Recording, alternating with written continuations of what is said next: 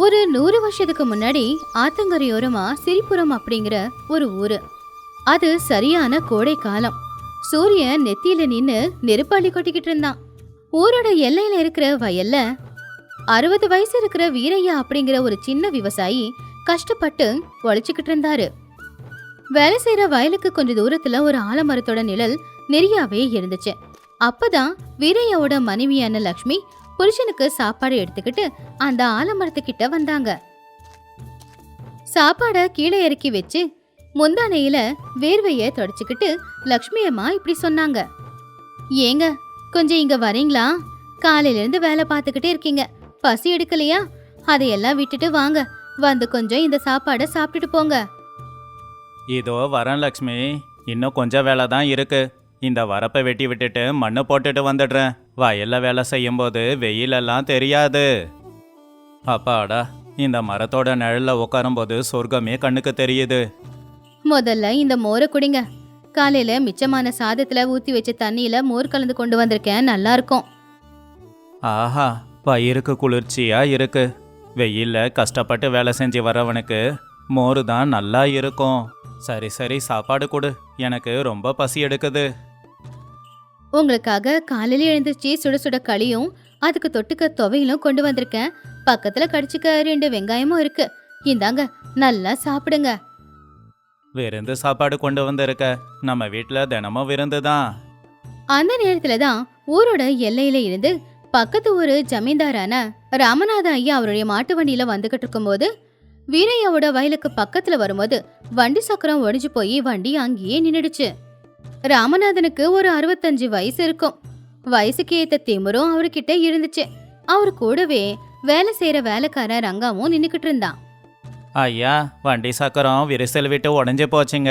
வெயில் தாங்காம உடஞ்சிடுச்சின்னு நினைக்கிறேன். வீணா போனவனே, இதெல்லாம் வீட்டிலேயே சரி பார்க்கறது இல்லையா? முக்கியமான வேலை விஷயமா போறேன். இப்ப நான் என்ன பண்ண முடியும்? மன்னிச்சிடுங்க ஐயா, காலையில பார்க்கல. இப்ப சக்கரத்தை சரி பண்ணணும்னா நான் பட்டணத்துக்கு போய் ஆளை கூட்டிட்டு வரணும். அதுக்கு நேரம் ஆயிடுங்களே. ரொம்ப நேரம் ஆகுமா? அது வரைக்கும் வெயில்ல நிக்க சொல்றியா? காலையில கிளம்பும் போது எதுவும் சாப்பிடல. இப்ப எனக்கு ரொம்ப பசிக்குது. நேரத்துக்கு சரியா சாப்பிடலன்னா என் உயிர் நிக்காதுன்னு உனக்கு தெரியாது. இப்ப நான் என்ன பண்றது? ஐயா, கும்பிடுறாங்க ஐயா. ஏதோ பிரச்சனை போலையே. பாதி வழியில வண்டி நின்றுடுச்சுங்களா? ஆமா ஆமா, நின்றுடுச்சு. அதெல்லாம் உனக்கு எதுக்கு? பக்கத்துல எதுனா சாப்பாடு போடுற இடம் இருக்கா? எனக்கு ரொம்ப பசி எடுக்குது. இங்க சாப்பாடு போடுற இடம் எதுவும் இல்லைங்க ஐயா. இது ஊரோட எல்லையாச்சே. நீங்க ஊருக்கு உள்ள போகணும்னா கூட ரொம்ப தூரம் நடந்து போகணும். கடவுளே, அப்ப நான் இந்த வெயில்ல பட்டினியா தான் இருக்கணுமா? என் கையில 100 தங்க காசு இருக்கு. ஆனா சாப்பிட்றதுக்குன்னு ஒரு பருக்க சாப்பாடு கூட இல்லை. ஐயோ ஐயா, எதுக்காக இவ்வளோ வருத்தப்படுறீங்க? எங்க ஊருக்கு வந்துட்டு பட்டினியா கூட போவீங்களா? வாங்க, வந்து அந்த மரத்து நிழல்ல உட்காருங்க. என் பொண்டாட்டி இப்ப சாப்பாடு கொண்டு வருவா, அதை வந்து கொஞ்சம் சாப்பிடுங்க. என்னது, நான் நீ கொண்டு வர சாப்பாடை சாப்பிடணுமா? அதுல என்னதான் இருக்கும்? ஐயா, நாங்க ஏழுங்க. உங்களை மாதிரி பெரிய மனுஷங்க சாப்பிடுற விருந்து சாப்பாடெல்லாம் எங்க கிட்ட இல்லைங்க. நான் களி செஞ்சிருக்கேன், அதுக்கு தொட்டுக்க துவையல் தான் இருக்கு. கூட கடிச்சிக்க கொஞ்சம் வெங்காயம் இருக்கு. எங்களால முடிஞ்சது இதுதாங்க ஐயா. நீங்க பசியோட இருக்கீங்க, இந்த வெயிலுக்கு களி சாப்பிட்டா நல்லதுங்க ஐயா. நீங்க சாப்பிட்டு பாருங்க. பாத்தியாடா ரங்கா, என் நேரம் எப்படி இருக்குன்னு. என் வீட்டில் 6 வகையான சாப்பாடு இல்லாம நான் கையே வைக்க மாட்டேன். ஆனா இப்போ ஏதோ களியாமா துவையலாமா இதெல்லாம் சாப்பிடணும்னு என் தலையில எழுதி வச்சிருக்கு போல. வேற வழி இல்லைங்க ஐயா. நீங்க காலையில இருந்து சாப்பிடல. சாப்பாடு கூட இப்ப எங்கேயும் கிடைக்காது. இப்ப என்ன கிடைக்குதோ அதையே சாப்பிடுங்க ஐயா. சரி, என் கெட்ட நேரம் நடக்கட்டும் நடக்கட்டும்.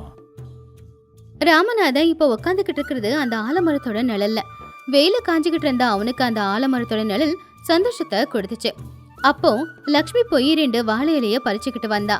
அதுல அவ கொண்டு வந்த களி துவையல் கூடவே வெங்காயத்தையும் வச்சான். ராமநாதன் அந்த களியையும் அந்த துவையலையும் உத்து பாத்துக்கிட்டு இருந்தான். ஐயா, கைய கழுவிட்டு சாப்பிடுங்க, எதுக்கும் சங்கோச்சப்படாதீங்க. களி என்ன இவ்வளோ கெட்டியா இருக்கு? இதை கடிச்சா என் பல்லு உடஞ்சு போயிடும் போலையே. எல்லாம் என் நேரம்.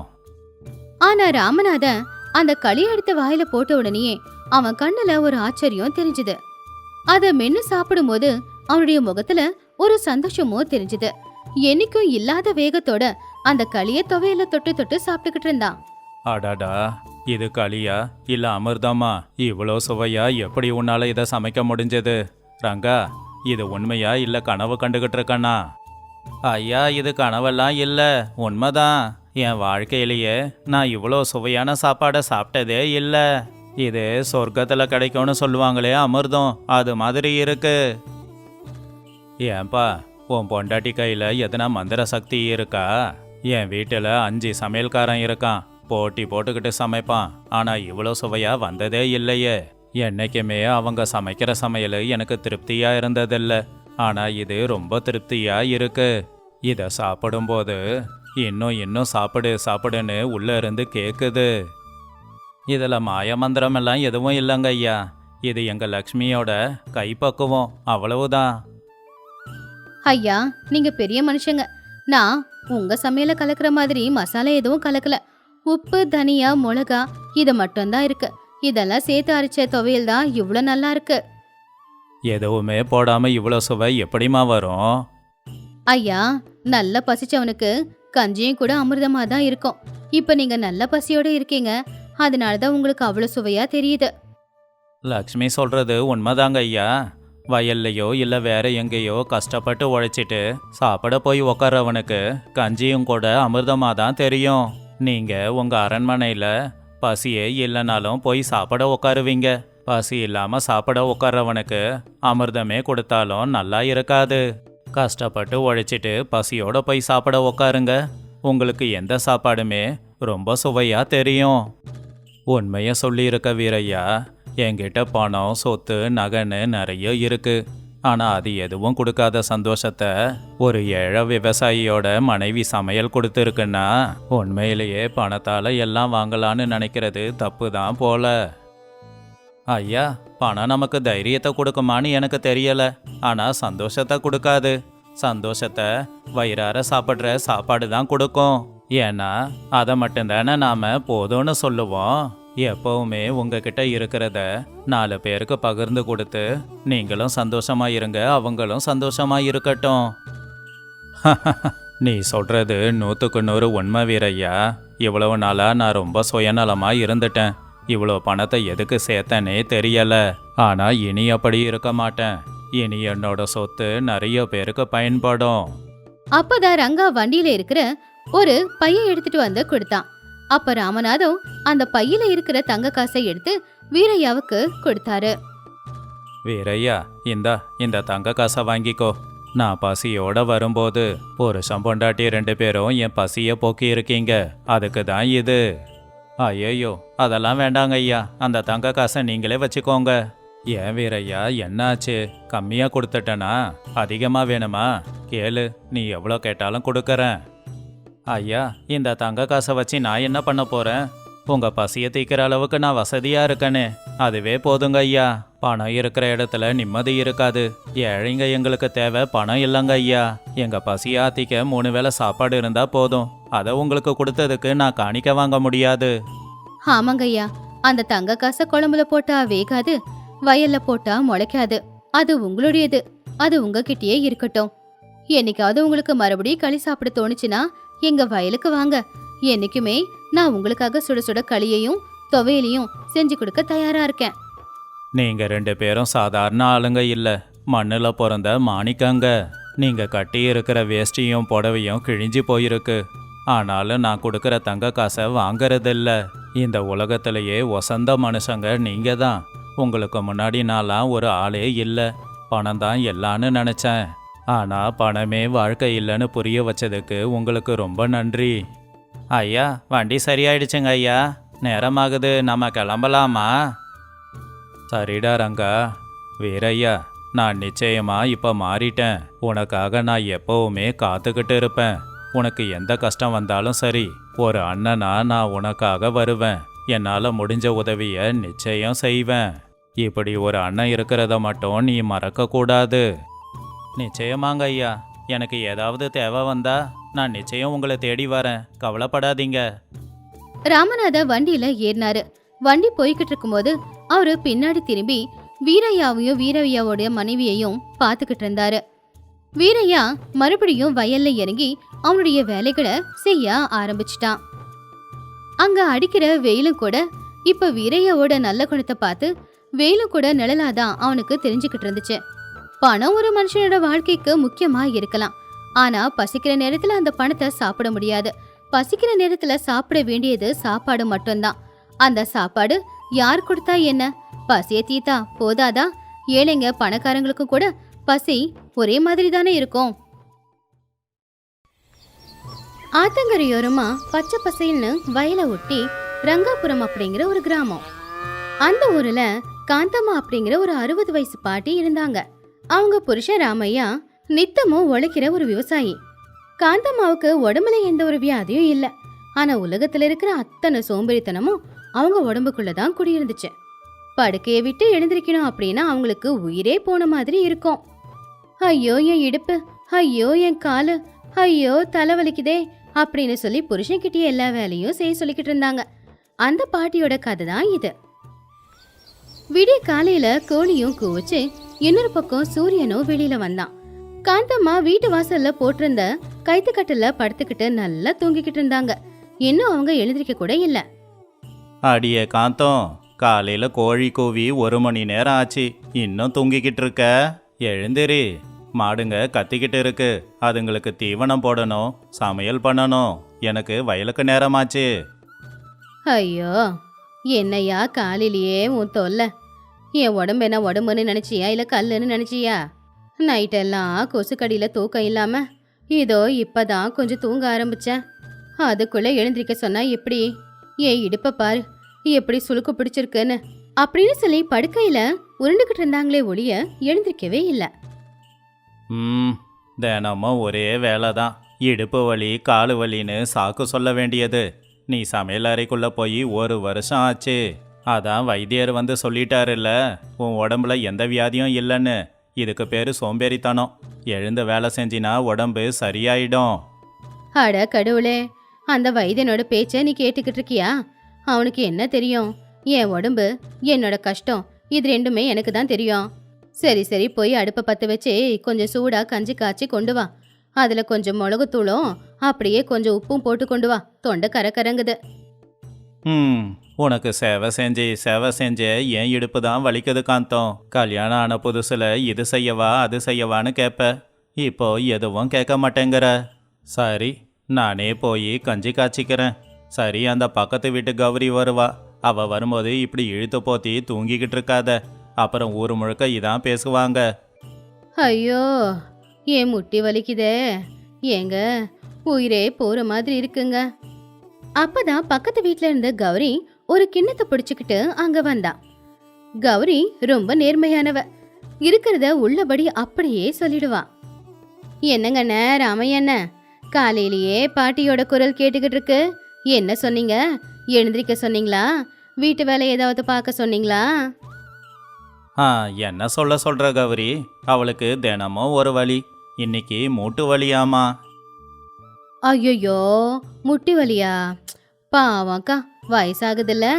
ஆனா முந்தானேத்து சந்தையில 1 கிலோ முறுக்கையும் 2 கிலோ அதிரசத்தையும் சாப்பிட்டியாமே. ஊர்ல பார்த்தவங்க சொன்னாங்க, இவ்வளோத்தையும் சாப்பிட்டா முட்டி வலி வராம வேற என்ன வலி வரும்?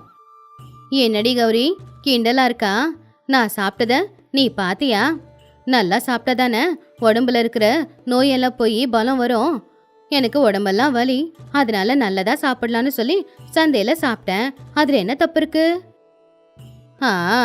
உன்னால படுக்கை விட்டு அசைக்க முடியாது, ஆனா வாய் மட்டும் நல்ல குதிரை வேகத்துல ஓடும். சரி சரி, என் வீட்டுல இன்னைக்கு நான் அதிரசம் செஞ்சேன், உனக்கு கொடுத்துட்டு போலான்னு தான் வந்தேன். ஆனா பாவம், நீ ஏன் முட்டி வலியில கஷ்டப்படுற? அப்புறம் எதுக்கு இந்த பலகாரம் எல்லாம்? மறுபடியும் வலி அதிகமாயிட போகுது. சரி, நான் எடுத்துக்கிட்டு போயிடுறேன். அட இரு கௌரி, நீ அவ்வளோ பாசமா கொண்டு வந்திருக்க, அது வேண்டான்னு சொல்ல முடியுமா? அதிரசம் கடவுள் பிரசாதம் மாதிரி. அதை சாப்பிட்டா வியாதி அதிகமாவாது, குறையும். எங்க கொடு. அட இப்பதான் அசைய முடியல அப்படின்னு சொன்ன, அதிரசம் அப்படின்னு சொன்ன உடனே எழுந்திருச்சு உக்காந்துருக்க. உன் வியாதி மருந்து சாப்பிட்டா சரியாகாது, பலகாரம் சாப்பிட்டா சரியாயிடும் போல. பாத்தியா கௌரி, இவளோட சோம்பேறித்தனத்துக்கு ஒரே ஒரு மருந்து தான் இருக்கு, சாப்பாடு தான். சாப்பாடுன்னு சொன்னா 16 வயசு பொண்ணா மாறிடுவா, வேலைன்னு சொன்னா 60 வயசு கிழவி ஆயிடுவா. நீங்க 2 பேரும் சேர்ந்து கிண்டல் பண்ணது போதும். அந்த அதிரசத்தை கூட நான் சாப்பிடணும். கௌரி, இந்த அதிரசத்துல பாகு கொஞ்சம் கெட்டியா இருக்கு போல. எங்க அம்மா அப்பெல்லாம் அதிரசம் செய்வாங்க, அத நாள் பூரா சாப்பிட்டுக்கிட்டே இருக்கலாம். சும்மா குடுக்கறதுல குறையா சொல்லிக்கிட்டு இருக்க, குடுக்கறத வாயை முடிக்கிட்டு சாப்பிட வேண்டியது தானே, குறையா சொல்லிக்கிட்டு இருக்கியே. சரிங்கண்ணே, நான் கிளம்புறேன். எனக்கு வீட்டில் நிறைய வேலை இருக்கு. உங்க பொண்டாட்டி மாதிரி படுக்கையில படுத்துக்கிட்டு சும்மா தூங்கிக்கிட்டுலாம் இருக்க முடியாதுல்ல அப்படின்னு ஒரு சின்னதா சிரிப்பு சிரிச்சு கௌரி அங்கிருந்து போயிட்டான். பாத்தியா காந்தம், ஊர்ல எல்லாரும் உன்னை பார்த்து சிரிக்கிறாங்க. என்னைக்காவது எழுந்து வீட்டு வேலை எல்லாத்தையும் செய்ய. நான் வயலுக்கு கிளம்புறேன், மதியம் வீட்டுக்கு வருவேன். வரும்போது சாப்பாடு தயாரா இருக்கணும். அப்படி இல்லை நான் சும்மா இருக்க மாட்டேன். அப்புறம் உன் கண்ணை தான் பழுத்து போயிடும். ராமையா போனதும் காந்தம்மா மறுபடியும் படுக்கையில படுத்துக்கிட்டாங்க. அட கடவுளே, என்ன சொன்னாரு? மதியம் இவரு வீட்டுக்கு வரும்போது நான் இவருக்காக சமைச்சு வைக்கணுமா? இந்த ஆம்பளைங்களுக்கெல்லாம் பொம்பளைங்க கஷ்டம் எப்பதான் புரிய போகுது? காலையில கண் முழிச்சு பார்த்து உக்காந்து சாப்பிட்றது எவ்வளோ கஷ்டம், இந்த மாதிரி படுத்துக்கிட்டே வரவங்க போறவங்கள பார்த்துக்கிட்டு இருக்கிறது எவ்வளோ கஷ்டம். இவங்களுக்கு என்ன தெரியும் அப்படின்னு நினைச்சுக்கிட்டே படுத்து தூங்கிட்டாங்க. அப்படியே மதிய நேரம் ஆச்சு. சூரியன் உச்சியில இருந்தான். ராமையா காலையில இருந்து வேலையை முடிச்சுட்டு பசியோட சாப்பிடலாம் அப்படின்னு வீட்டுக்கு வந்து பார்த்தா வீட்டுல அடுப்பு எரியவே இல்ல. காந்தம்மா கட்டுல உள்ள போட்டு தூங்கிக்கிட்டு இருந்தாங்க. காந்தம், நீ இன்னும் எழுந்திருக்கலையா? ஊரே தீப்பிடிச்சு எரியற மாதிரி எதுக்கையா கத்துக்கிட்டு இருக்க? ஊர் எரியல, என் வயிறு தான் எரியுது. சமைக்க சொன்னா மறுபடியும் படுத்து தூங்குற. உனக்கு வெக்கமாவே இல்லையா?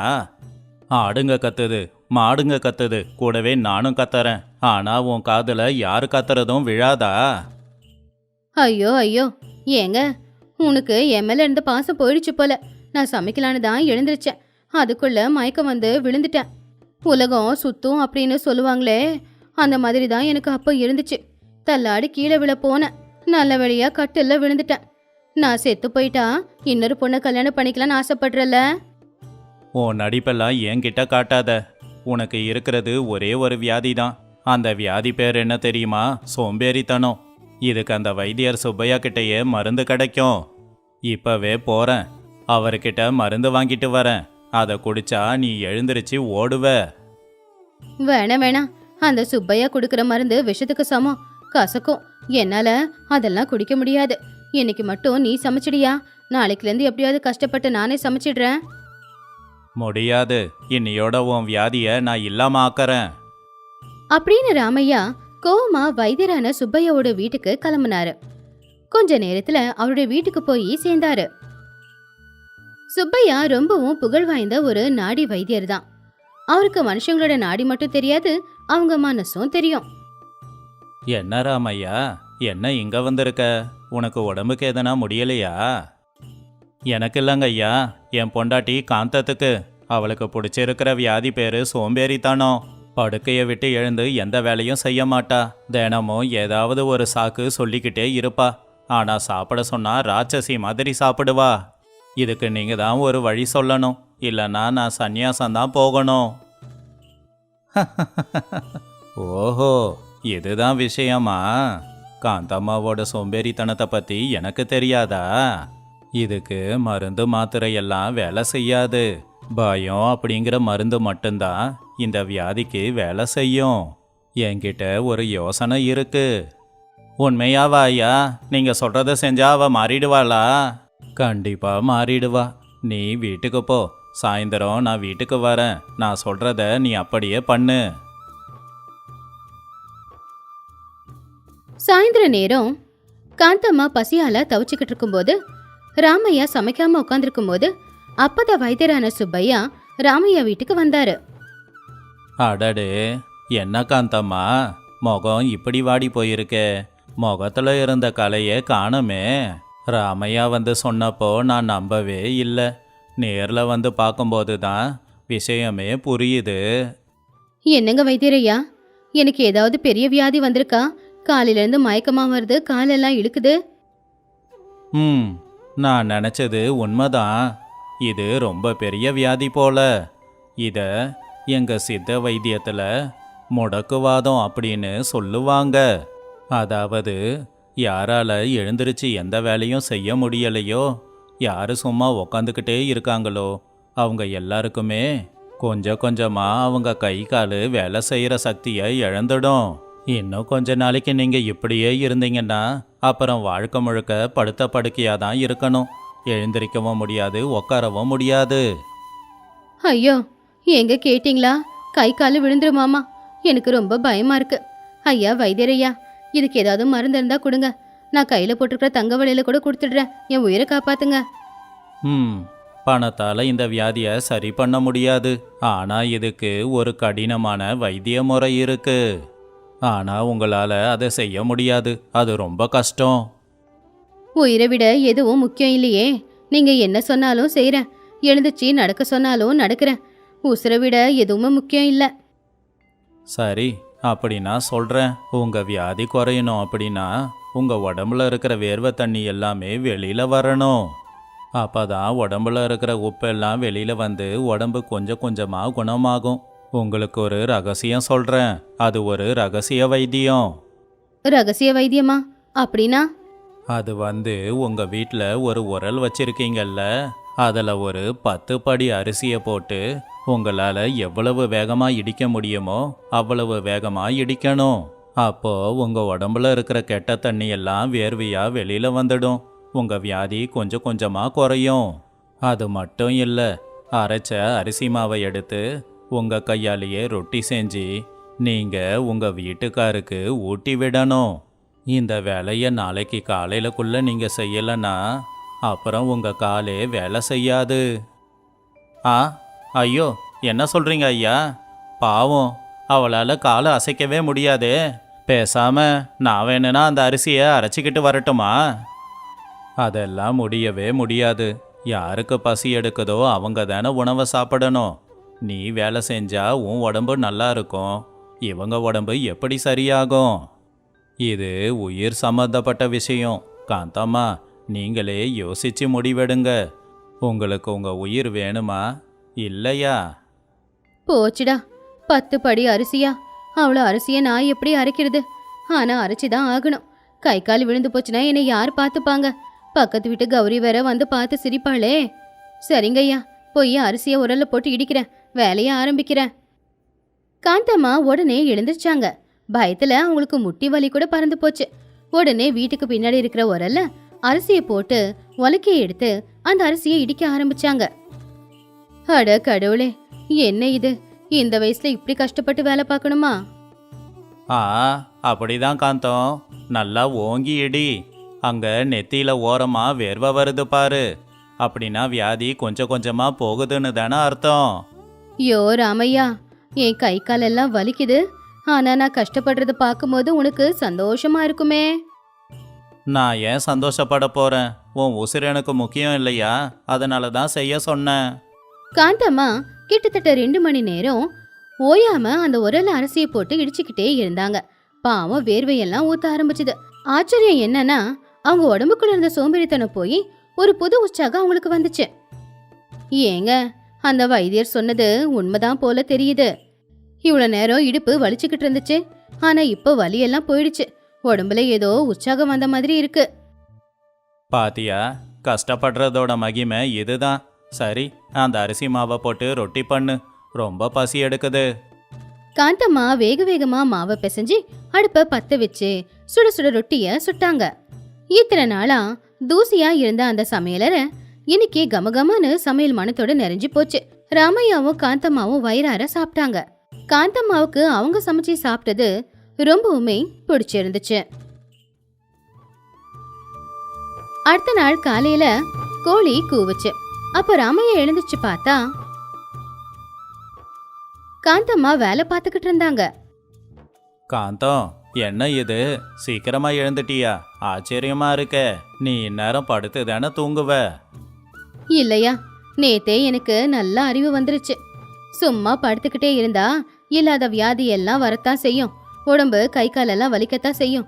அது வலிக்குதுன்னு இருக்கிறத விட எழுந்துச்சு எல்லா வேலையும் செய்ய ஆரம்பிச்சா இருக்கிற வலி எல்லாமே பறந்து போயிடுங்கிறத தெரிஞ்சுக்கிட்டேன். கஷ்டப்பட்டு வேலை பார்க்கறதுல இருக்கிற மகிமை என்னன்னு நான் புரிஞ்சுக்கிட்டேன். இனிமே வீட்டு வேலை எதுவும் நீ செய்ய வேணாம். நீ வயலுக்கு போ. நான் மதியம் சுட சுட சாப்பாடு செஞ்சு வயலுக்கே கொண்டு வந்து கொடுக்கறேன். அதை கேட்ட ராமையா மனசுக்குள்ள சுப்பையாவுக்கு நன்றிய தெரிவிச்சான். அன்னையிலிருந்து காந்தம்மா சோம்பேறித்தனம் எல்லாத்தையுமே விட்டுட்டு சுறுசுறுப்பானவங்கள மாறி வீட்டை நல்லபடியா பாத்துக்கிட்டாங்க. இந்த கதையில இருக்கிற நீதி என்னன்னா, சோம்பேறித்தனம் அப்படிங்கிறது மனுஷனுக்கு இருக்கிற ரொம்ப பெரிய வியாதி தான். சுறுசுறுப்பா வேலை செய்யும் போது அந்த சோம்பேறித்தனம் நம்மள விட்டு போயிடும். கஷ்டப்பட்டு உழைக்கும் போது கிடைக்கிற சந்தோஷம் வேற எதுலயும் கிடைக்காது.